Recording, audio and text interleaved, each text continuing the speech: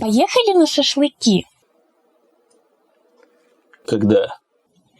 Ну, в пятницу, после работы. У нас кукуруза кончилась, надо будет купить. Зачем нам кукуруза? Мы же на шашлыки едем. И вправду, зачем кукуруза?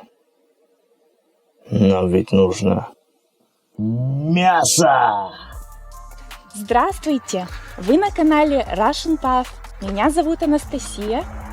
Меня зовут Сергей. И сегодня мы едем на шашлыки. Да? Едем? Да, едем. Поехали. Для хорошего шашлыка нужно 3 вещи. Это хорошее место и время. А третья какая? Ты же сказал 3 вещи. Хорошее мясо. А вот и мясо. 2 килограмма. Сейчас идем разжигать мангал. Вот он наш мангал. Ну, небольшой, но зато, как говорится, уютный. Так. Что это за звук такой был? У нас здесь есть уголь. Углем удобнее, чем дровами. Но дрова нам тоже понадобится. Надо экономить уголь. Дрова дешевле. Набираем немножко дров на растопку. Сейчас мы их топориком немножко почикаем. Ну, мы не настолько круты, чтобы с одной спички разжечь костер без бумажки. Но с бумажкой, я думаю, у нас это получится. Да. У вас это там в Америке, я слышал, это бойскауты такими делами занимаются или что-то такое. В общем, напишите в комментариях. У нас это в Советском Союзе называлось юнаты, юные натуралисты. Они ходили, что-то там, природу изучали. Вот. Ну, по сути, те же самые ваши бойскауты, ну, в смысле, американские. А вот в Европе, кстати, я не знаю. Если знаете, напишите, как они назывались. Итак, давайте-ка найдем немножко бумажек для нашего костра.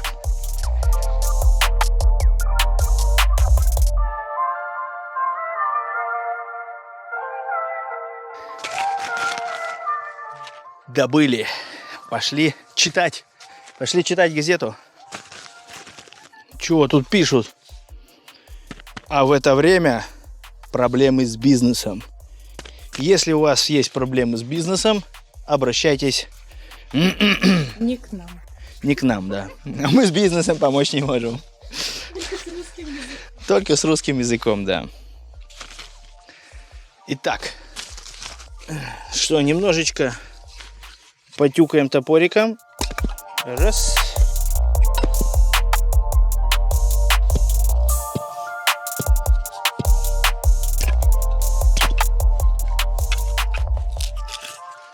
У нас уже есть какие-то угли с прошлого раза. Пока мы их вот так вот в стороночку отложим. Положим маленькие щепочки наверх, чтобы лучше разгорелись. Кстати, если кто-то из вас там мастер в разжигании костров, там какие-то схемы использует, типа там домики, звездочки, еще что-то такое, напишите хотя бы просто, как они называются. Вот. Ну, я думаю, по названию этого метода про него будет понятно из самого его названия. За счет того, что дрова, соответственно, очень сухие, они должны достаточно быстро разгореться. К костру нужно много кислорода, поэтому закладывать все сразу смысла не имеет. Спички мне одолжили, так как я не курю и с собой не ношу. Курение вредит вашему здоровью. Итак, пробуем разжечь с одной спички, как настоящие, бойскауты, юнаты, настоящие люди, которые выживают в тяжелых русских условиях. Правда, бумаги-то у них, конечно, не было, но мы попробуем с бумагой.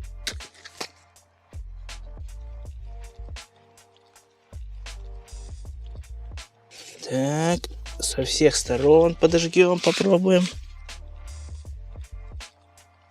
Так. Все. Огонь пошел. О, это хороший знак. Трескает. Дерево трескает. Это значит, оно уже горит. А это значит, мы разожгли костер с одной спички. Можно закладывать, по сути, дровишки и побольше теперь. Ну, соответственно, маленькие прогорят быстро, покрупнее на подольше хватит. В идеале, если у вас нет угля, конечно, что раньше, собственно, и ни у кого его и не было, уголь, собственно, получался из больших, не таких, но больших поленьев. Брали какое-то полено, рубили его на несколько частей и, соответственно, вот эти большие здоровые полена потом клали уже поверх маленьких вот этих дровишек. Эффект долгого прогорания. И потом вот на этих самых углях уже, когда нет открытого огня, жарят шашлык. Не мне вам объяснять, вы и так все знаете. Вот как мы и прогнозировали, достаточно быстро прогорает. А шашлык-то у нас еще не готов. Мы его даже не насадили. Сейчас пойдем насаживать шашлык. Не знаю, что там с рыбой и прочими курицами. Но сегодня мы будем есть шашлык из индейки. Дрова прогорят впустую. Оно нам не надо. Нам нужно, чтобы все было рационально. Конечно, приятно всегда просто так пожечь костерчик. Но, как говорится, это удовольствие. А за удовольствие нужно платить. Иногда собственным здоровьем. Оказывается, и это логично, но я просто не думал об этом раньше. Так вот, находясь возле костра, мы находимся в месте пониженного содержания кислорода, так как он участвует в горении. Мы, по сути, бессознательно участвуем в кислородном голодании. Плюс вдыхаем продукты горения, что тоже не отнесешь к пользе для организма. Хотя в детстве так здорово было сидеть вечером, а еще лучше ночью у костра, слушать разные истории и просто смотреть на огонь. А запах, мне так нравился этот запах. А теперь вот с такой информацией в голове не особо посидишь у костра, вблизи. Все чаще задумываешься о здоровье. Вообще, я хотела стать вегетарианкой. И я была вегетарианкой 5 месяцев. Но, к сожалению, у меня не получилось. Почему? Потому что мой организм сказал, что ему не хватает чего-то, энергии. То есть я стала больше уставать. И в итоге я все равно вернулась к мясу. Я одно время тоже хотел стать вегетарианцем. Там у них целые разновидности есть. Веганы, вегетарианцы, сыроеды. Вот. Я всего лишь хотел быть вегетарианцем, то есть, который просто не употребляет мясо. В смысле, не убивает животных.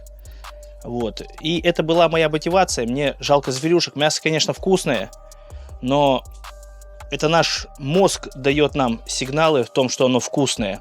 Я раньше курил, и мозг мне выдавал точно такие же сигналы, что, мол, никотин нам нужен, вот это все хорошо, срочно иди за новой дозой. Если бы я была вегетарианкой, наверное, я бы сейчас жарила не мясо, а хлеб или кукурузу или что-нибудь еще. Но, как вы видите, мы делаем шашлыки. Но чтобы как-то сгладить влияние мяса на организм, его нужно есть с овощами. Поэтому сейчас я режу овощи. Наши предки наверняка какие-то рвали овощи, там, фрукты, коренья всякие, подножный корм. Короче, мозг нас обманывает в этом смысле. Но, тем не менее, вот эта тяга к мясу, она выработалась многими поколениями до меня. То есть наши предки ели мясо. Неизвестно, когда они начали это есть, потому что маловероятно, что они ели с первого дня, как только появились. Скорее всего, ну, то есть это надо было еще додуматься, во-первых, убить кого-то, а потом это съесть живое. Это не очень-то простое занятие на самом деле. Ты видишь какое-то живое существо, и почему ты хочешь его сразу убить? Не знаю, маловероятно. Овощи помогают организму выводить продукты распада мяса. И овощи – это клетчатка, то есть она способствует вашему пищеварению. Ну, я думаю, вы и сами это знаете.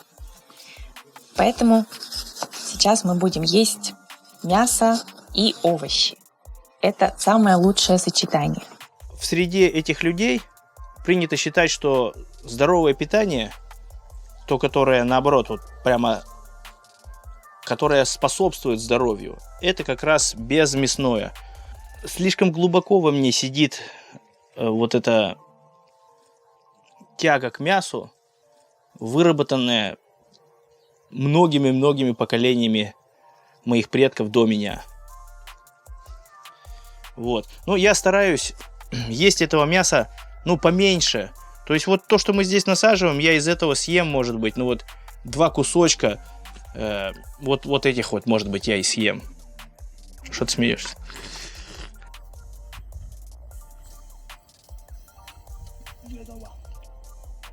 Я стараюсь все-таки есть поменьше, но не из соображения здоровья, а из соображения, что, ну, меньше съешь, меньше проспонсируешь людей, которые будут убивать для тебя это животное на скотобойнях. Вопрос дня. Как в вашей стране называются блюда, приготовленные примерно вот так вот, ну, может, какими-то другими приспособлениями, но по сути мясо, жареное мясо. Я знаю только про барбекю, и вот у нас шашлык. Вроде как других названий больше не знаю, поэтому жду от вас в комментариях. Настя, а что ты думаешь по поводу витамина В12? Говорят, что оно содержится только в мясе, и без него никак нельзя прожить. Да, так говорят, и я знаю, что многие вегетарианцы, веганы, сыроеды, они даже делают себе уколы с витамином В12, потому что они не получают его из пищи. Я знаю, что это обычная практика. Я это знаю, потому что я глубоко изучала этот вопрос, когда была вегетарианкой.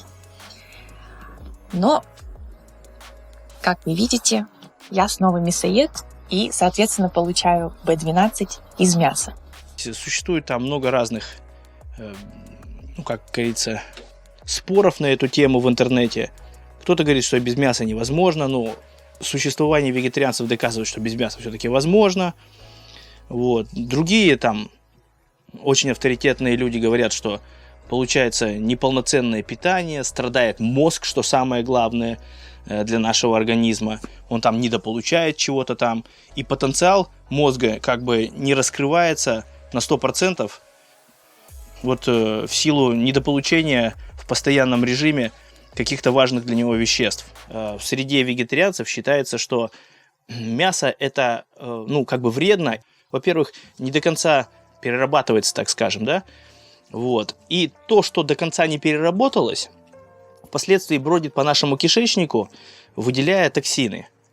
Вот, и отравляя наш организм до тех пор, пока естественным образом из него не выйдет.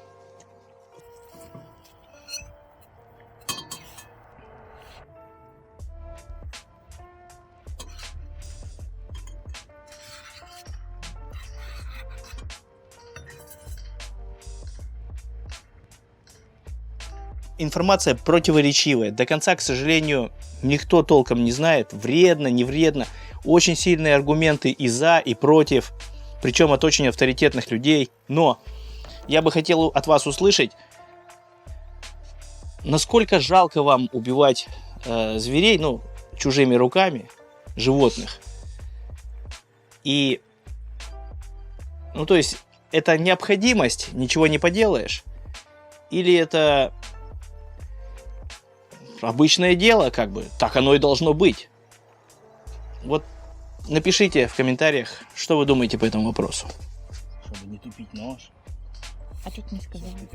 Не, что же делаешь? Сейчас идет, у него там что-то олимпийское.